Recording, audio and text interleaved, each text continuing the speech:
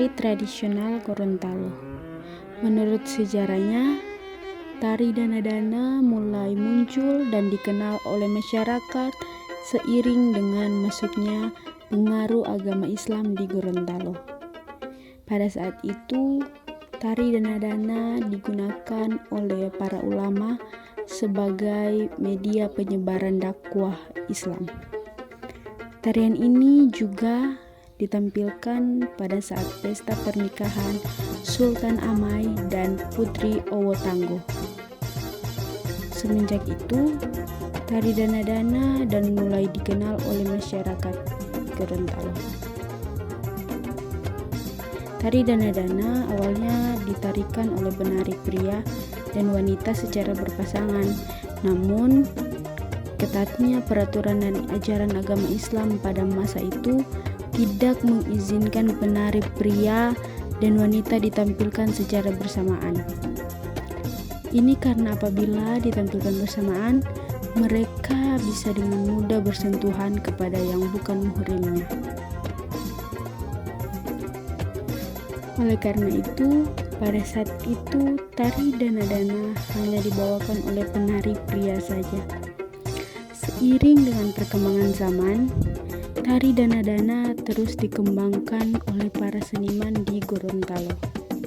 Salah satunya adalah dengan menampilkan kembali para penari wanita dalam tarian ini.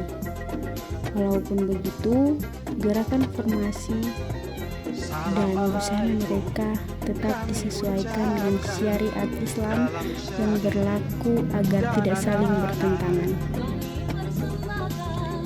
Fungsi tari dana-dana ini biasanya ditampilkan untuk memeriahkan acara penyambutan maupun perayaan hari besar di Gorontalo.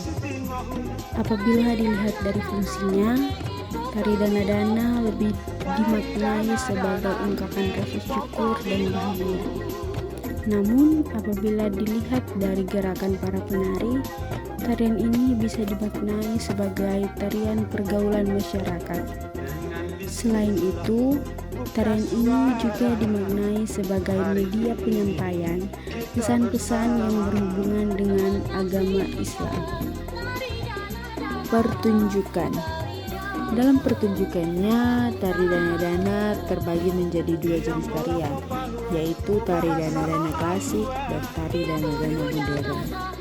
Pertunjukan tari dana-dana klasik biasanya lebih mengacu pada konsep tari dana-dana pada zaman dahulu, yaitu tari dana-dana yang ditarikan oleh penari pria saja.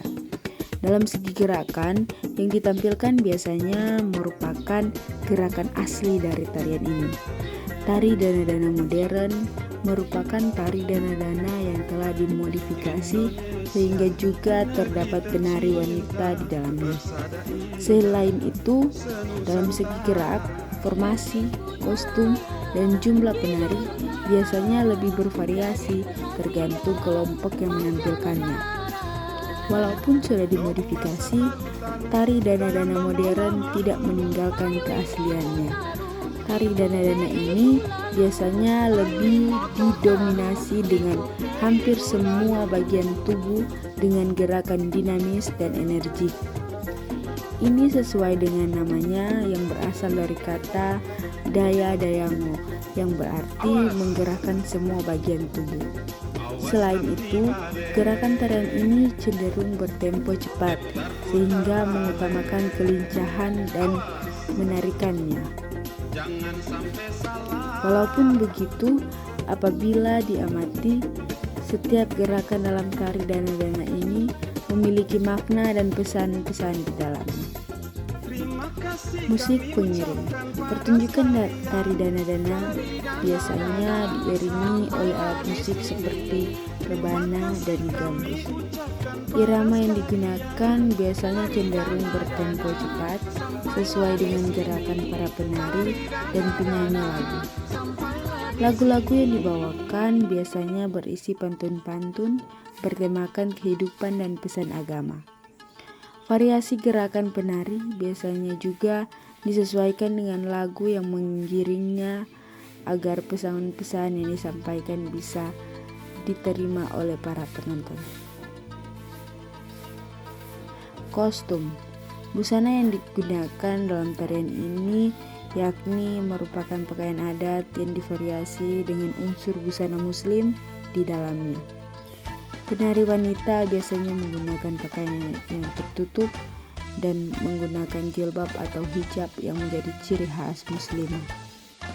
Selain itu, penari juga dihiasi dengan berbagai pernak-pernik untuk mempercantik dan pemanis. Penari pria biasanya menggunakan pakaian adat pria.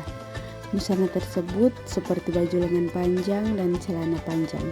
Selain itu, penari pria juga menggunakan penutup kepala dan sarung yang dikenakan di pinggang mereka.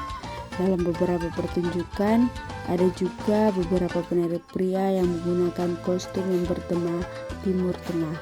Hal tersebut merupakan kreasi tambahan agar pertunjukan terlihat menarik.